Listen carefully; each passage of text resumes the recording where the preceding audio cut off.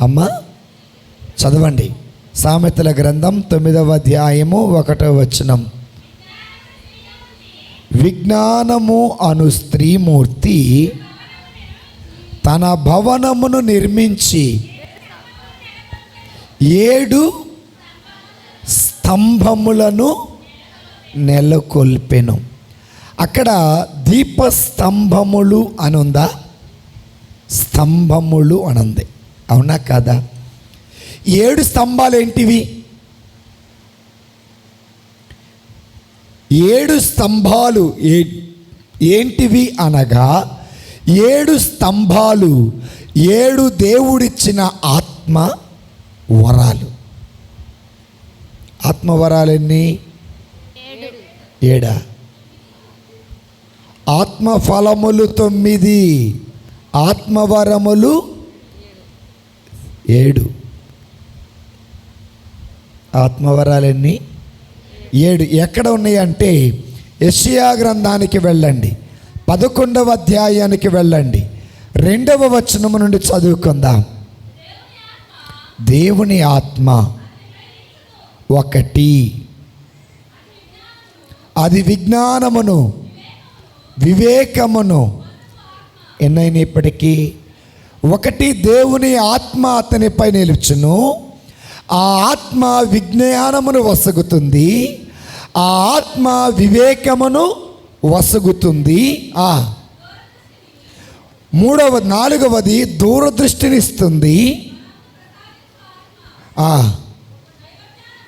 దైవ జ్ఞానమును దైవ భీతిని దయచేసేటటువంటి ఆత్మ. దేవుని స్తోత్రం. హల్లెలూయా, హల్లెలూయా, హల్లెలూయా.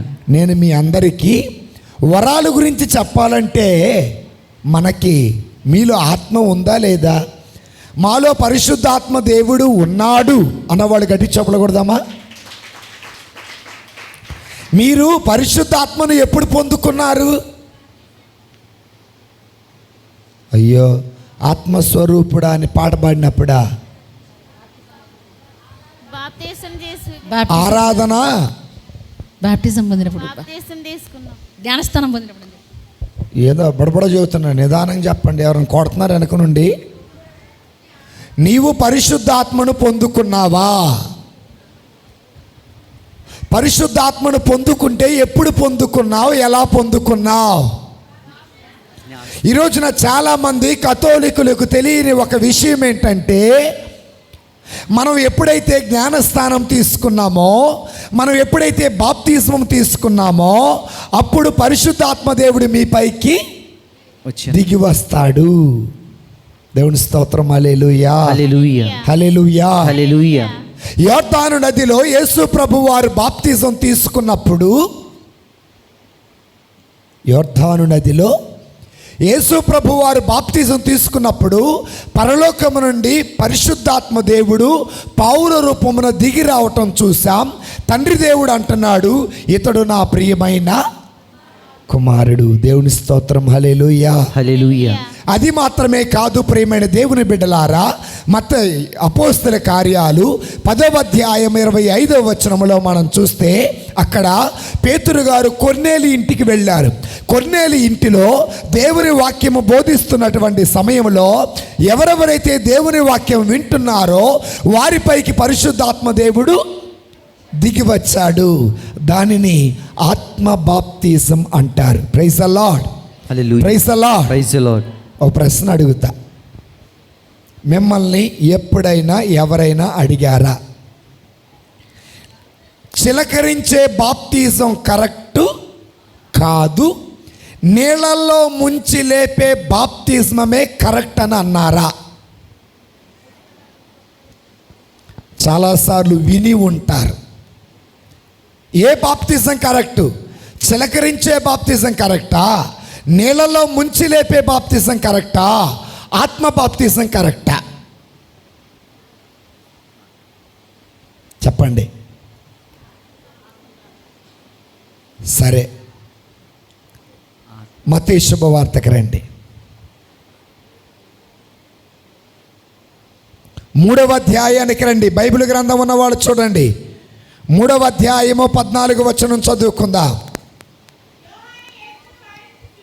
యోహాను యేసును వారించుచు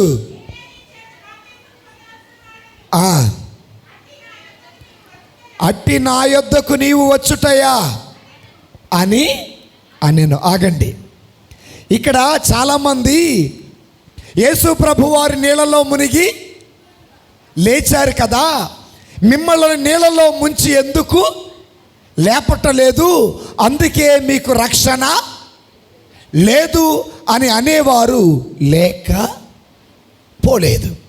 ముందుగా యోహాను శుభవార్తకి వెళ్దాం, 3వ అధ్యాయానికి వెళదాం.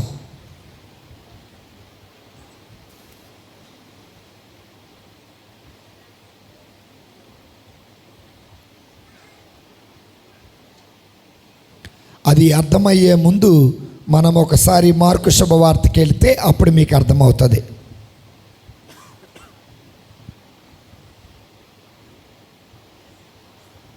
తీసారా? ఓకే. యోహాను గారు ఇచ్చిన బాప్తిజం 1వ అధ్యాయం 4వ వచనం. మార్కు శుభవార్త 1వ అధ్యాయం 4వ వచనం. ఆ ప్రకారము పాప క్షమాపణ పొందుటకు ప్రజలు హృదయ పరివర్తన అనేది బాప్తిస్మము పొందవలెను.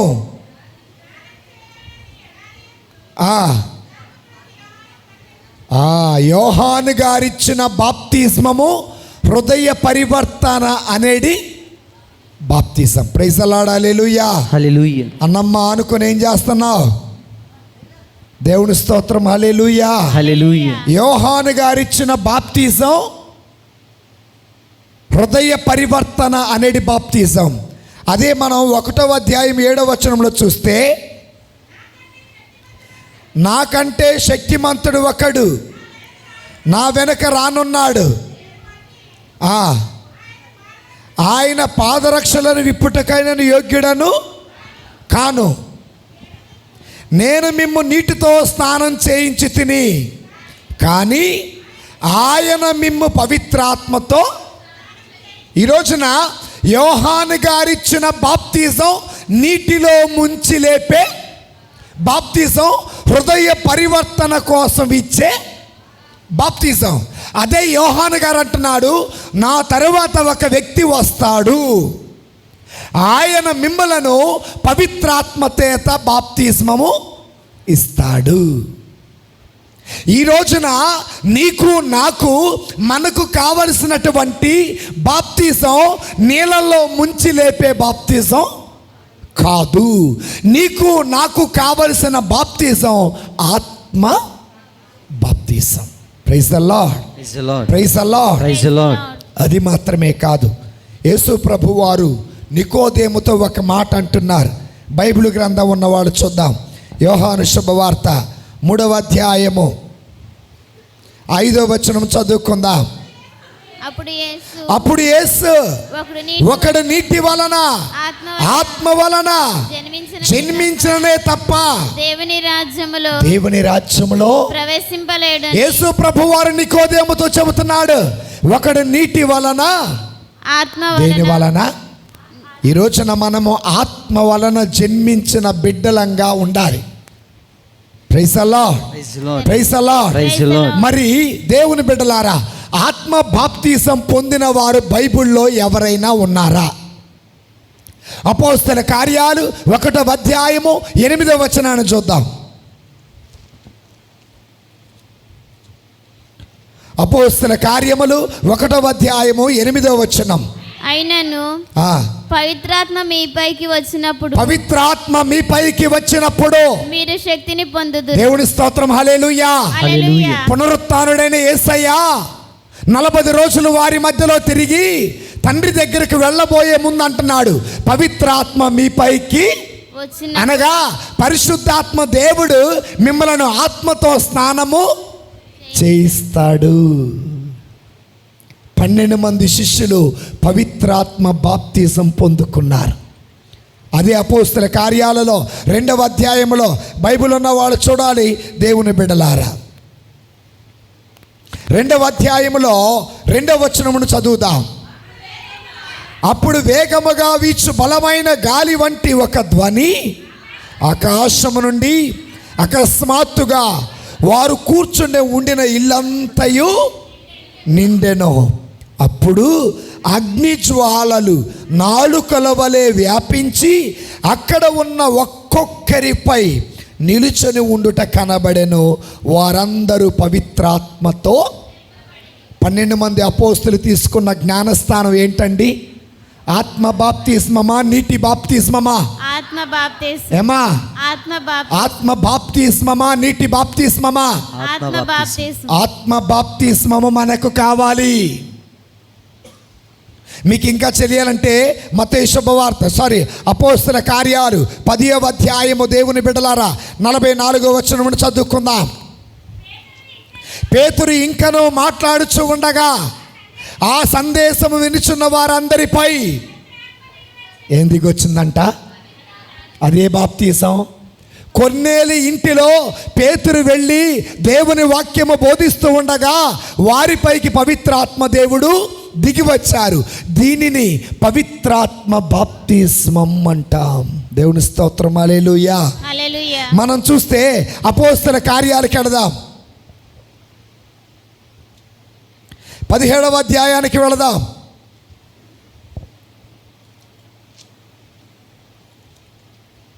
సారీ 19వ అధ్యాయానికి వెళదాం. 6వ వచనం చదువుకుందాం. 5, 6, 7 వచనాలు చూడండి. వారు అది విని యేసు ప్రభు పేరట, ఎవరి పేరట? దాని ముందు ఏం జరిగిందంటే 2వ వచనం చూడండి. వారితో మీరు విశ్వాసులైనప్పుడు పవిత్రాత్మను పొందితిరా అని ప్రశ్నించను. అందుకు వారు పవిత్రాత్మ ఉన్నాడన్న విషయమే వినలేదు అని పలికిరి. అటులైన ఎట్టి బాప్తిస్మము మీరు పొందారు? ఏమన్నారమ్మా? ఎట్టి బాప్తిస్మం మీరు పొందారు అని పౌలు వాళ్ళని అడగగా యోహాను బాప్తిస్మం అని చెప్పారు. యోహాను ఇచ్చిన బాప్తిజం నీటి బాప్తిజమా, ఆత్మ బాప్తిజమా? నీటిలో మునిగి లేచే బాప్తిజం ఆత్మ బాప్తిస్మమా, యోహాను గారిచ్చే బాప్తిస్మా? చెప్పండి. నీటిలో మునిగి లేచే బాప్తిజం యోహాను గారిచ్చే బాప్తిస్మమా, యేసు ప్రభు వారిచ్చే బాప్తిస్మమా? గట్టి చెప్పండి. యోహాను గారిచ్చే బాప్తిజం. అదే యోహాను ఏమన్నాడు? నేను మీటితో స్నానం చేయిస్తున్నా, నా తరువాత రానున్న వ్యక్తి మిమ్మల్ని ఆత్మతో స్నానము చేయించును. 12 మంది అపోస్తులకి పవిత్రాత్మ దేవుడు దిగి వచ్చాడు. అది ఆత్మ బాప్తిజం. పేతురు కొర్నేలి ఇంటిలో వాక్యము బోధిస్తూ ఉండగా పవిత్రాత్మ దేవుడు దిగి వచ్చాడు. అది ఆత్మ బాప్తిజం. ఇదిగో ఎఫెసీలో పౌలు గారు వెళ్ళి అయ్యా మీరు పవిత్రాత్మను పొందారా అని అంటే అసలు పవిత్రాత్మ ఉన్నాడన్న సంగతి మాకు. అయితే మీరు ఎవరు బాప్తిజం పొందారు? యోహాను గారు ఇచ్చిన, ఆయన హృదయ పరివర్తన నిమిత్తమే ఇచ్చాడు, కానీ ఆత్మను మీరు పొందుకోలా అని చెప్పి పౌలు గారు ఏం చేశారంటే 6వ వచనం చదవమ్మా. పిదప పౌలు వారిపై చేతులు ఉంచగా పవిత్రాత్మ వారిపైకి, గట్టి చప్పుడు కొట్టి దేవుడు స్తుతిద్దాం. గట్టి చప్పుడు కొట్టాలి. నిద్రపోయేవాడు కూడా కొట్టాలి. కాళ్ళు ఆరజాపినోడు కూడా కొట్టాలి. హల్లెలూయా, హల్లెలూయా, హల్లెలూయా, హల్లెలూయా. ఇప్పుడు చెప్పండి, మనకి ఏ బాప్తిజం కావాలి? ఏ బాప్తిజం కావాలి? ఆత్మ బాప్తిజం కావాలి. చాలా మంది అంటారు ఇదిగో ఆర్సీఎంలో రక్షణ లేదు, ఎందుకంటే మీరు తీసుకునే బాప్తిజం కరెక్టు కాదు, మీ మీద చల్లే బాప్తిజం చిలకరించే బాప్తిజం. కానీ నిజమే, ఇక్కడ ఏమంటే ఇదిగో చిలకరించే బాప్తిజంలో ఏంటంటే అది ఆశీర్వదించబడిన జలం, పవిత్ర జలం. దేవుని స్తోత్రం, హల్లెలూయా, హల్లెలూయా, హల్లెలూయా, హల్లెలూయా. అది పాస్కా జలం, అది పవిత్రమైన జలం. ఈ పవిత్రమైన జలము చల్లినప్పుడు శుద్ధి చేయబడుతున్నావు. అయితే అంతకంటే ముఖ్యంగా పితా పుత్ర పవిత్రాత్మ నామమున నేను నీకు జ్ఞానస్థానం ఇస్తున్నాను అన్నప్పుడు నువ్వు పరిశుద్ధాత్మ దేవుని బాప్తిజం యేసయ్య పలికింది కూడా అదే. యోహాను గారు పలికింది కూడా అదే. ఈ రోజున మనకు కావలసిన బాప్తిజం ఆత్మ బాప్తిజం. ఎందుకనగా బాప్తిస్మ యోహాను అన్నారు, నేను నీటితో స్నానం ఇస్తున్నా, నా తర్వాత వచ్చే వ్యక్తి ఆత్మతో స్నానము చేయిస్తాడు అన్నాడు. యేసు ప్రభు వారు సిమియోనుతో అన్నాడు, ఇదిగో ఒకడు నీటి వలన ఆత్మ వలన జన్మించిననే తప్ప పరలోక రాజ్యములో చేరడు. మనకు కావలసిన బాప్తిజం ఆత్మ బాప్తిజం. అదిగో పేతురు గారు ఒకసారి 3000 మందికి 4000 మందికి బాప్తిజం ఇచ్చారు, అది ఆత్మ బాప్తిజం. పేతురు గారు కొర్నేలి ఇంటికి వెళ్ళి వాక్యము బోధిస్తూ ఉండగా ఆత్మ దిగి వచ్చింది, అది ఆత్మ బాప్తిజం. అదిగో పెంతెకోస్తు పండగ దినమున శిష్యులందరూ కలిసి ప్రార్థన చేస్తూ ఉండగా ఆ శిష్యులు ఆత్మను పొందుకున్నారు, అది ఆత్మ బాప్తిజం. అదిగో పౌలు గారు ఎఫెసీకి వెళ్ళి అక్కడ యేసు నామమున ప్రార్థన చేయగా వారందరూ పరిశుద్ధాత్మని పొందుకున్నారు. ఇది ఆత్మ. ఈ రోజున మనకు కావలసింది నీటిలో మునిగి లేచావా అన్నది ముఖ్యం కాదు, నువ్వు పరిశుద్ధాత్మను పొందుకున్నావా లేదా అన్నది ముఖ్యం. హల్లెలూయా. అర్థమైన వాళ్ళు గట్టి చెప్పకూడదా? మరి ఈ రోజున ఇక్కడ ఉన్నవారు ఎంతమంది ఆత్మ బాప్తిజం పొందుకున్నారు? చప్పట కొడతారా? Very good. నీవు ఆత్మ బాప్తిజము పొందుకొని ఉంటే నీ ఇంటిలో 7 స్తంభాలు ఉండాలా? ఎన్ని స్తంభాలు? అక్కడ 7 స్తంభాలు అనందు కానీ 7 దీప స్తంభాలు అని ఉందా? ఏమనుందమ్మా అక్కడ? 7 స్తంభాలు. గొప్ప విషయం ఏంటంటే దేవుడు 7 రోజుల్లో ఈ సృష్టిని సృష్టించాడు. అవునా కాడా? అదేవిధంగా నీ ఆత్మ అనే జీవితం, ఆత్మీయమైన కుటుంబం అనేది నీవు నిర్మించుకున్న ఆత్మీయ కుటుంబం నిలకడగా ఉండాలంటే నీలో 7 స్తంభాలు ఉండాలి. ఆ 7 స్తంభాలే ఆత్మవరాలు. ఏంటి అమ్మా? ఆత్మవరాలు. ఏంటి ఆత్మవరాలు? ఆత్మవరాలు ఎన్ని? 7. ఆత్మవరాలు 7 ఆత్మస్తంభాలు. Praise the lord. స్త్రీ చేయాల్సిన రెండో పని ఏంటి అమ్మా? ఆ ఇంటిలో ఎన్ని స్తంభాలు వెలిగించాలి? 7 స్తంభాలు. 7 స్తంభాలు అనగా పరిశుద్ధాత్మ దేవుడిచ్చే వరాలు ఎన్ని? 7.